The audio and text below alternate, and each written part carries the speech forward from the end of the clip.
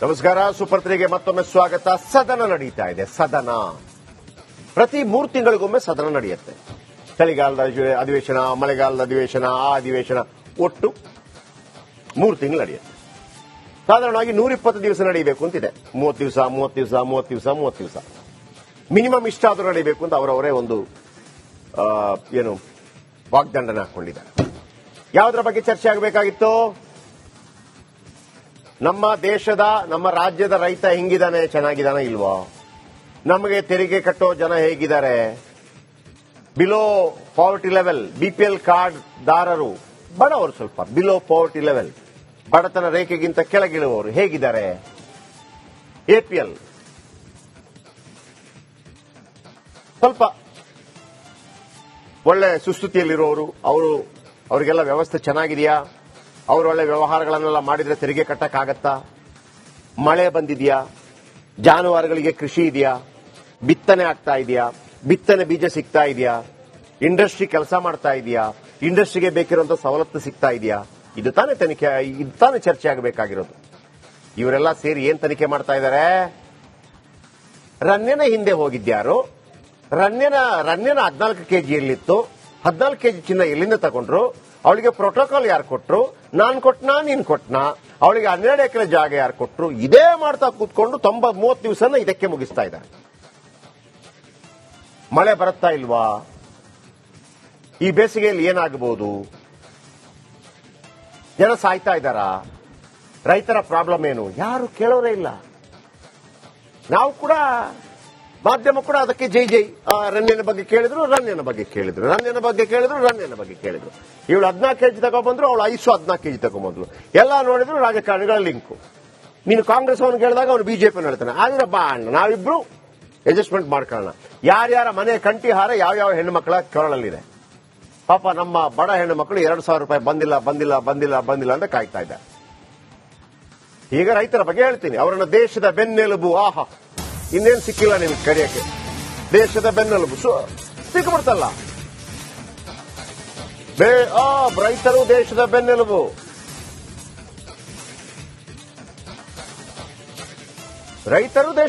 ಹಿಂಗೆ ಹೇಳಿದ್ರೆ ರೈತರಿಗೆ ಆಹಾ ಏನ್ ಹೇಳ್ಬಿಟ್ರು ಸರ್ ಅಂತೇಳಿ. ನಮ್ಮನ್ನ ಆಳುವವರ ಬೆನ್ನೆಲುಬನ್ನು ಹುಡಿ ಮಾಡಬೇಕು. ರೈತರ ಬಗ್ಗೆ ಹೇಳೋದು ಮಾತ್ರ. ರೈತ ಅನ್ನದಾತ, ರೈತ ನಮಗೆ ಅಕ್ಕಿ ಕೊಡ್ತಾನೆ, ರೈತ ನಮಗೆ ಆಹಾರ ಕೊಡ್ತಾನೆ. ಅವ ಇಂಜಿನಿಯರ್ ಆದ್ರೇನು, ಡಾಕ್ಟರ್ ಆದ್ರೇನು, ಮತ್ತೊಬ್ಬ ಆದ್ರೇನು, ಸೈಂಟಿಸ್ಟ್ ಆದ್ರೇನು, ತಿನ್ನೋದು ಅನ್ನವಲ್ಲವೇ? ಆ ಅನ್ನವನ್ನು ಬೆಳೆಯೋದು ರೈತನಲ್ಲವೇ? ಆಮೇಲೆ ಅವನು ಸುಸೈಡ್ ಮಾಡ್ಕೊಂಡ್ರೆ ಎಲ್ಲ ದುಡ್ಡಿಗಾಗಿ ಸುಸೈಡ್ ಮಾಡ್ಕೊತಾರ್ರಿ ಅಂತೇಳಿ ಹೇಳುವಂತ ಬೇಜವಾಬ್ದಾರಿ ಸಚಿವರು. ಆದ್ರೆ ಇವತ್ತು ರೈತರ ಸಮಸ್ಯೆ ಏನಿದೆ, ರೈತರ ಸಮಸ್ಯೆಯನ್ನು ನಿವಾರಣೆ ಮಾಡಕ್ಕಾಗಲ್ಲ. ನಿತ್ಯ ನಿರಂತರ ಹಸಿವನ್ನು ನಿವಾರಣೆ ಮಾಡಕ್ಕಾಗತ್ತಾ? ನಿತ್ಯ ನಿರಂತರ ಹಾಗೇನೆ. ಇಲ್ಲೊಂದು ಪ್ರಾಬ್ಲಮ್ ಇದೆ ರೈತರದು. ಏನದು? ನೀರಿನ ಪ್ರಾಬ್ಲಮ್. ಅದು ಹೇಳಿಕೊಳ್ಳಲು ಕೃಷಿ ತರಬೇತಿ ಕೇಂದ್ರ. ಮೊದಲೆಲ್ಲ ತರಬೇತಿ ಕೇಂದ್ರ ಅನ್ನೋದೇ ಇರಲಿಲ್ಲ. ಅಲ್ಲಿಗೆ ಬರಬೇಕಾದ್ರೆ 10 ರೂಪಾಯಿ 20 ರೂಪಾಯಿ ತಗೊಂಡು ಹೋಗಬೇಕು. ಅರೆ ಯಾಕೆ? ಇಲ್ಲ ಅಂದ್ರೆ ಆಗಲ್ಲ. ಯಾಕೆ ಗೊತ್ತಾ? ಈ ಬಗ್ಗೆ, ರೈತರ ಕೃಷಿ ಕೇಂದ್ರದ ಬಗ್ಗೆ ಒಂದು ಸ್ಪೆಷಲ್ ಸ್ಟೋರಿ ತಂದಿದ್ದೀವಿ ಸೂಪರ್ 3ಯಲ್ಲಿ. ಬನ್ನಿ ನೋಡೋಣ. ಸಣ್ಣ ಟ್ಯಾಂಕ್ ಇದೆ, ಕುಡಿಯೋಕೆ ನೀರಿಲ್ಲ. ದೊಡ್ಡ ವಾಟರ್ ಟ್ಯಾಂಕ್ ಇದೆ, ನೀರೇ ಕಂಡಿಲ್ಲ. ಬೋರ್ ಇದೆ, ರಿಪೇರಿಯಾಗದೆ ಬತ್ತಿ ಹೋಗಿದೆ. ನೀರೇ ಇಲ್ಲದೆ ಖಾಲಿಯಾಗಿದೆ ವಾಟರ್ ಟ್ಯಾಂಕ್. ದೊಡ್ಡ ವಾಟರ್ ಟ್ಯಾಂಕ್ ಇದೆ, ಅದು ನೀರನ್ನೇ ಕಂಡಿಲ್ಲ. ಬೋರ್ ಇದೆ, ಎಲ್ಲ ಬತ್ತಿ ಹೋಗಿದೆ. ನೀರು ಕಾಣದೆ ಮರಗಳು ಒಣಗ್ತಿವೆ. ಅಷ್ಟಕ್ಕೂ ಈ ದೃಶ್ಯ ಕಂಡು ಬಂದಿದ್ದು ಬೀದರ್ ಜಿಲ್ಲೆಯ ಔರಾದ್ ತಾಲೂಕಿನ ರೈತ ಸಂಪರ್ಕ ಕೇಂದ್ರ ಕೃಷಿ ತರಬೇತಿ ಕೇಂದ್ರದಲ್ಲಿ. ರೈತ ಸಂಪರ್ಕ ಕೇಂದ್ರಕ್ಕೆ ನಾನಾ ಕೆಲಸಗಳಿಗಾಗಿ ರೈತರು ಬರುತ್ತಲೇ ಇರ್ತಾರೆ. ಆದ್ರೆ ಇಲ್ಲಿ ಕುಡಿಯೋಕೆ ಹೋಗ್ಲಿ, ತೊಳ್ಕೊಳ್ಳಕ್ಕೂ ನೀರಿಲ್ಲದಂತೆ ಆಗಿದೆ. ಸರ್ಕಾರಕ್ಕೆ ಏನ್ ಹೇಳೋದಂದ್ರೆ, ಇಲ್ಲಿ ತಾಲೂಕಾ ರೈತ ಆಫೀಸ್ನಲ್ಲಿ ಇಲ್ಲಿ ಏನದ ಅಂದ್ರೆ ನೀರಿನ ವ್ಯವಸ್ಥೆ ಇಲ್ಲ. ಯಾರನ್ನು ರೈತರು ಬಂದ್ರೆ ಸಂಡಾಸ್ಗೆ ಹೋಗ್ಬೇಕಂದ್ರೆ ಸಂಡಾಸಿನ ವ್ಯವಸ್ಥೆ ಇಲ್ಲ. ಅದಕ್ಕಾಗಿ ನೀರಿನ ವ್ಯವಸ್ಥೆ ಆದರೆ ನೀರು ಬ್ಯಾಸ್ಗೆಗಾಗ್ಲಿ ಯಾವಾಗೂ ನೀರು ಕುಡಿಯೋ ಸಲುವಾಗಿ. ಬಾತ್ರೂಮ್ ಇಲ್ದರ ಬಹಳ ದೂರ ಹೋಗ್ಬೇಕಾಯ್ತದ, ಒಂದ್ ಅರ್ಧ ಕಿಲೋಮೀಟರ್ ಹೋಗ್ಬೇಕಾಯ್ತದ ಬಾತ್ರೂಮ್. ಏನ್ ವ್ಯವಸ್ಥೆ ಇಲ್ಲ ರೀ ಸರ್. ಪಾನಿ ಇಲ್ಲ, ಕುಡ್ಲಾಕಿಲ್ಲ, ಹಾತ್ ತೊಳಿಲಾಕಿಲ್ಲ, ಏನ್ ಒಟ್ಟೆ ಪಾನಿ ಇಲ್ಲ. ಈಗ ನಮಗ್ ಪ್ಯಾಸ್ ಲಗ್ಗ ಮೇರ್ಕು ನಾವು 1.5 ಕಿಲೋಮೀಟರ್ ಹೋಗಿ ಸರ್ ಅಲ್ಲಿ ನೀರು ತಕೊಂಡ್ ಬಂದಿದ್ದಾರೆ ಸರ್. ಇದು ನಿನ್ನೆ ಮೊನ್ನೆಯ ಸಮಸ್ಯೆ ಅಲ್ಲ. ಕಳೆದ 3-4 ವರ್ಷಗಳಿಂದ ಕುಡಿಯೋಕೆ ಇಲ್ಲಿ ನೀರಿನ ಸಮಸ್ಯೆ ಇದೆ. ಇಲ್ಲಿಗೆ ರೈತರು ಬರಬೇಕಾದ್ರೆ ಜೊತೆಯಲ್ಲಿ 20 ರೂಪಾಯಿ ಖರ್ಚು ಮಾಡಿ ಕುಡಿಯುವ ನೀರು ತರಬೇಕು ಅಂತಾರೆ ರೈತರು. ಇಲ್ಲಿ ಏನೂ ಇಲ್ಲ. ಅವ್ ಕೇಳಿದ್ರು ನೀರು ಕುಡಿಲಕ್ ಸಹಿತ ಇಲ್ಲ, ಇಲ್ಲೂ ಬಾತ್ರೂಮ್ ಇಲ್ಲ.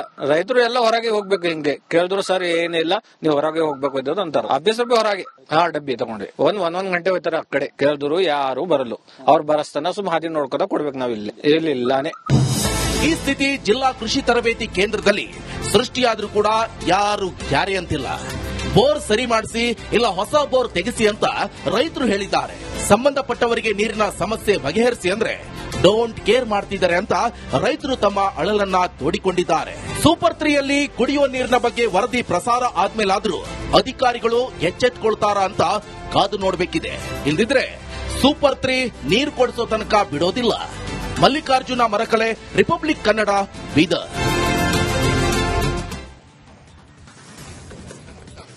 ನೋಡಿ, ಕೃಷಿ ಕೇಂದ್ರ ನೀರು ತಗೊಂಡು ಹೋಗ್ಬೇಕು. ನಿಮ್ಮ ಯೋಗ್ಯತೆಗೆ ಒಂದು 10-20 ರೂಪಾಯಿ ನೀರಿಡೋಕೆ ಯೋಗ್ಯತೆ ಇಲ್ಲ, ಕೋಟ್ಯಾಂತರ ರೂಪಾಯಿ ಖರ್ಚು ಮಾಡ್ತೀರಿ. ನಿಮ್ದೊಂದು ರಾಜಕೀಯ ಜೀವನನೇನ್ರಿ? ನಿಮ್ದೊಂದು ಜನ್ಮನೇನ್ರಿ? ಭಿಕ್ಷೆ ಎತ್ತರಿ, ಕೂತ್ಕೊಳ್ರಿ. ರಾಜಕಾರಣಿಗಳೆಲ್ಲ ಲೈನಾಗಿ ಕೂತ್ಕೊಳ್ಳಿ. ಬಸ್ ಸ್ಟ್ಯಾಂಡ್ ಮುಂದೆ, ದೇವಸ್ಥಾನದ ಹೊರಗಡೆ, ರೈಲ್ವೆ ಸ್ಟೇಷನ್ ಅಲ್ಲಿ ಮುಂದೆ ಕೂತ್ಕೊಂಡಾಗೆ ನಿಮ್ಗೆ ನಾವು ದುಡ್ಡು ಹಾಕ್ತೀವಿ. ನೋಡಿ, ಒಂದು ಲೋಟ ನೀರು ಕೊಡೋಕ್ಕಾಗದ ನೀವು ನಿಮ್ಮನ್ನ ಬೋಳಿಸದೇ ಇರ್ತಾರ? 14 ಕೆಜಿ ಚಿನ್ನ ತಗೊಂಡೋದವಳಿದಾಳಲ್ಲ, ಅವಳಿಂದ ಎಷ್ಟೇ ಜನ ಹೋದ್ರು ಹೇಳ? ಗೊತ್ತಿದೆ ನಮಗೆ. ಯಾವನ್ ಏನೇನ್ ಮಾಡ್ದಾಗ ಗೊತ್ತಿದೆ. ಸ್ವಲ್ಪ ಹೆಸರು ಬರ್ಲಿಂದ ಕಾಯ್ತಾ ಇದ್ದೀವಿ. ಬಿಜೆಪಿ ಅವನು ಗೊತ್ತಿದೆ, ಕಾಂಗ್ರೆಸ್ ಅವನು ಗೊತ್ತಿದೆ. ಎಂತ ಫಿಟ್ಟಿಂಗ್ ಇಟ್ಟಿರ್ತೀವಿ ಅಂತಂದ್ರೆ ನಿಮ್ಮ ಫ್ಯಾಮಿಲಿ ಹಾಳಾಗೋಗ್ಬಿಡ್ಬೇಕು, ಜನಗಳನ್ನು ಒಳ್ಳೇದು ಮಾಡಿಲ್ಲ ಅಂತಂದ್ರೆ. ಯಾಕಾಗ್ತಾ ಇದೆ ಅಲ್ರಿ?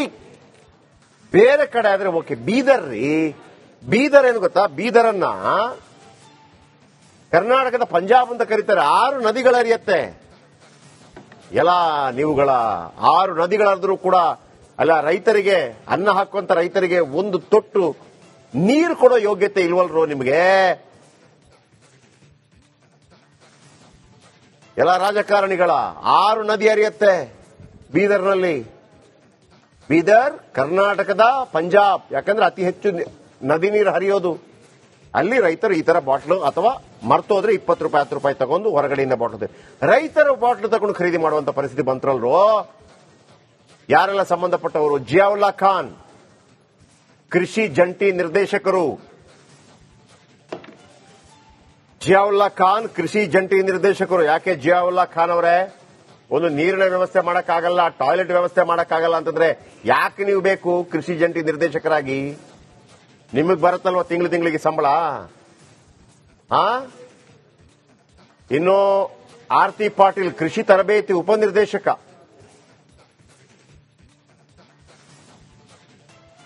And doctor Girish Dilip Badole CEO. ಇದೆಲ್ಲ ನಿಮ್ಮ ಗಮನಕ್ಕೆ. ಸಾಗರ್ ಖಂಡ್ರೆ ಸಂಸದರು, ಪ್ರಭು ಚವ್ಹಾಣ್ ಶಾಸಕರು, ಈಶ್ವರ್ ಖಂಡ್ರೆ ಉಸ್ತುವಾರಿ ಸಚಿವರು ಎಲ್ಲ ಇದ್ದಾರೆ. ಈಶ್ವರ್ ಖಂಡ್ರೆ ಇದ್ದಾರೆ, ಅವರ ಪುತ್ರ ಎಂಪಿ ಆಗಿದ್ದಾರೆ, ಎಲ್ಲರಿದ್ದಾರೆ. ಆದ್ರೆ ಇಲ್ಲಿ ತೊಳ್ಕೊಳ್ಳೋಕೆ ನೀರಿಲ್ಲ.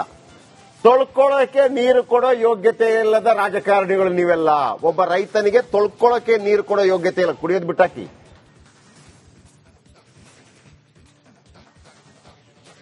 ಬೀದರ್ ಆ ರಾಜು ಕಪೂರನ್ನ ಹೆಂಗಿಡಿದ್ರೆ ನನಗೆ ಗೊತ್ತಿದೆ. ಪಾಪ ಅವನು ಬಂದಿಲ್ಲ ಅಂತಂದ್ರೆ ಬಹಳ ಕಷ್ಟ ಆಗ್ಬಿಡ್ತಿತ್ತು.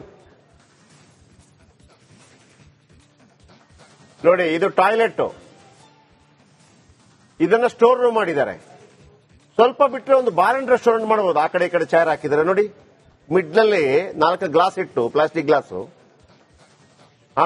ಒಂದು ಲೋಕಲ್, ಯಾವುದು ಹೈಯೆಸ್ಟ್ ಲೋಕಲ್ ಬರೋದು? ML ಅದಿಟ್ಟುಬಿಟ್ಟು ಆಮೇಲೆ ಅದೇ ಟೇಬಲ್ ಪಾರ್ಟಿ ಮಾಡಿಬಿಟ್ಟು ನೀರಿಲ್ವೇ, ಟಾಯ್ಲೆಟ್ ನೀರೇ ಕುಡಿಬೇಕಷ್ಟೇ. ಇಷ್ಟೇ ರೀ ನಿಮ್ಮ ಮನೆ ಬರ. ಬೀದರ್ ಜಿಲ್ಲೆಯ ರಾಜಕಾರಣಿಗಳು ಮತ್ತು ಅಧಿಕಾರಿಗಳಿಗೆ ಓರ್ವ ಅನ್ನದಾತ ಬಂದು ಕುಡಿಯೋಕ್ ಬಿಟ್ರು, ತೊಳ್ಕೊಳಕ್ ನೀರು ಕೊಟ್ರು ಅಂತಂದ್ರೆ ಕೊಡೋ ಯೋಗ್ಯತೆ ಇಲ್ಲ. ಫಸ್ಟ್ ನಿಮ್ ತೊಳ್ಕೊಳ್ಳಿ. ನೀವೊಬ್ರು ರಾಜಕಾರಣಿಗಳು, ನೀವೊಬ್ರು ಅಧಿಕಾರಿಗಳು, ನಿಮ್ಮ ಮನೆಯವ್ರು ನೋಡ್ಬೇಕು ನಿಮ್ಮನ್ನ. ಈಗ ಹೆಂಡತಿ, ಮಕ್ಕಳು, ಚಿಕ್ಕಮ್ಮ, ದೊಡ್ಡಮ್ಮ, ಮಾವ, ಅತ್ತೆ ಎಲ್ಲ ನೀವೆಲ್ಲ ಪುಂಗ್ತಾ ಇರ್ತೀರಲ್ವಾ, ನಾನು ಹಂಗೆ, ನಾನು ಹಿಂಗೆ, ನಮ್ದು ಹಿಂಗೆ, ನಮ್ ಪವರ್ ಹಿಂಗೆ. ಅವ್ರು ಹೇಳ್ಬೇಕು, ಇರ್ರಪ್ಪ ಸುಮ್ನೆ, ಪಾಪ ರೈತರೆಲ್ಲ ಬರ್ತಾರೆ, ಅವ್ರಿಗೊಂದು ಕುಡಿಯೋಕು ನೀರು ಕೊಡಲ್ಲ, ತೊಳ್ಕೊಳ್ಳೋಕು ನೀರು ಕೊಡೋ ಯೋಗ್ಯತೆ ಇಲ್ಲ ನಿಮಗೆ ಅಂತಂದ್ಬಿಟ್ಟು ಮಾನ ಮರ್ಯಾದೆ ಹರಾಜು ಮಾಡೋದು ನಿಮ್ಮನ್ನ. ಇದು ಮಾನ ಮರ್ಯಾದೆ ಹರಾಜು ಮಾಡದೆ. ನಿಮ್ಮ ಮಾನ ಮರ್ಯಾದೆ ಇದ್ರೆ, ನಿಮ್ಗಿದ್ರೆ ಆ ಮಾನ ಮರ್ಯಾದೆ ಉಳಿಸ್ಕೊಳ್ಳೋಕ್ಕಾದ್ರೂ ಆ ಕೃಷಿ ಕೇಂದ್ರವನ್ನ ನೀವು ಚೆನ್ನಾಗಿ ಮಾಡ್ಬೇಕು, ನೀರು ಕೊಟ್ಟು. ಮಲ್ಲಿಕಾರ್ಜುನ ಮರಕಲೆ ನಮ್ಮ ಸ್ಟಾರ್ ರಿಪೋರ್ಟರ್ ನಮ್ಮೊಂದಿಗೆ ನೇರ ಸಂಪರ್ಕದಲ್ಲಿದ್ದಾರೆ. ಎಸ್ ಮಲ್ಲಿಕಾರ್ಜುನ ಮರಕಲೆ, ನಿಮ್ಮ ಊರೆಲ್ಲ ಬೀದರೆಲ್ಲ RR ನದಿ ಹರಿಯೋ ಏನೋ ಪಂಜಾಬ್ ಅಲ್ವಾ? ಕರ್ನಾಟಕದ ಪಂಜಾಬ್. ವಾಹ್, ಹೇಳಕ್ಕೆ ಬಿದಿರಿ ಕಲೆಗೆ ಫೇಮಸ್. ವಾ ವಾ ವಾ ವಾ ವಾ. ಏನ್ರಿ ನಿಮ್ ರಾಜಕಾರಣಿಗಳು ಸಾಹೇಬ್ರೆ, ಏನಂತ ಇದು? ಆಮೇಲೆ ಪ್ರಭು ಚವ್ಹಾಣ್ರು ಅಲ್ಲಿ ಇದಾರಾ ಅಥವಾ ಬಾಂಬೆಲಿ ಇದಾರಾ? ಅವ್ರದ್ದು ಬಿಸ್ನೆಸ್ ಎಲ್ಲ ಬಾಂಬೆಲೆಲ್ಲ ನಡೆಯೋದು ಹೆಂಗಂತೆ ಹೇಳಿ ಪ್ಲೀಸ್.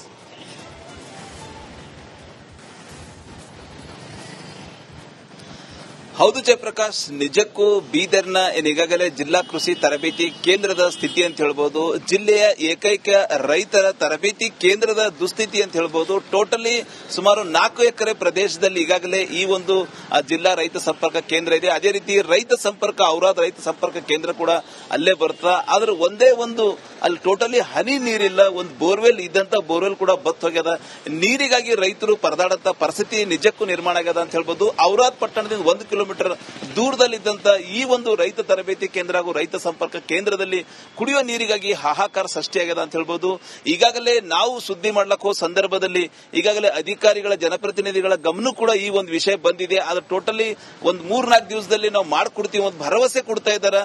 ಈಗಾಗಲೇ ಅಧಿವೇಶನ ಕೂಡ ನಡೀತಾ ಇದೆ ಅಂತ ಹೇಳ್ಬೋದು. ಕ್ಷೇತ್ರ ಶಾಸಕರು ಇರ್ಬೋದು, ಸಚಿವರು ಇರ್ಬೋದು, ಅವರೆಲ್ಲ ಅಧಿವೇಶನದಲ್ಲಿದ್ದಾರೆ. ಆದ್ರೆ ಟೋಟಲಿ ಅಧಿಕಾರಿಗಳು ಈಗಾಗಲೇ ಜಿಲ್ಲಾ ಪಂಚಾಯತ್ ಸಿಇಒ ಸೇರಿದಂತೆ ಸಂಸದ ಸಾಗರ್ ಖಂಡ್ರೆ ಕೂಡ ಅವ್ರ ಗಮನ ಕೂಡ ಹೋಗಿದೆ. ನಾವು ಟೋಟಲಿ ಒಂದು ವಾರದಲ್ಲಿ ಸಮಸ್ಯೆ ಬಗೆಹರಿಸ್ತೀವಿ ಒಂದು ಭರವಸೆ ಕೊಡ್ತಾ ಇದ್ದಾರೆ. ಅದ್ರ ಬಗೆಹರಿಸಿಕೊಡ್ಲೇಬೇಕು ಅಂತೇಳಿ ರೈತರೊಂದಿಗೆ ನಾವು ಬೆನ್ನೆಲುಬಾಗಿ ಅವ್ರಿಗೆ ಕೂಡ ಕೇಳ್ಕೊತೀವಿ ಅಂತ ಹೇಳ್ಬೋದು ಜಯಪ್ರಕಾಶ್. ಓಕೆ, ಬಟ್ ಈ ಪ್ರಾಬ್ಲಮ್ ಒಂದು ಸಾಲ್ವ್ ಮಾಡೋದಕ್ಕೆ ಏನು ಸಮಸ್ಯೆ ಏನು? ಈಗ ಅಲ್ಲಿ ಏನು ನೀರೇ ಸಿಗೋದಿಲ್ವಾ? ಅಂತರ್ಜಲ ಇಲ್ವಾ? ಏನ್ ಕತೆ? ಅಥವಾ ಈ ಟೈಮಲ್ಲಿ ಒಣಗಿ ಹೋಯ್ತಾ? ಈ ಪ್ಲಾನ್ ಎಲ್ಲ ಮಾಡಲ್ವಾ? ಒಂಥರ ಬೋರ್ವೆಲ್ ತೆಗೆಯುವಾಗ ಇಲ್ಲಿ ನೀರಿರುತ್ತೆ, ಬರುತ್ತೆ, ಮತ್ತೊಂದು ಅಂತೇಳಿ.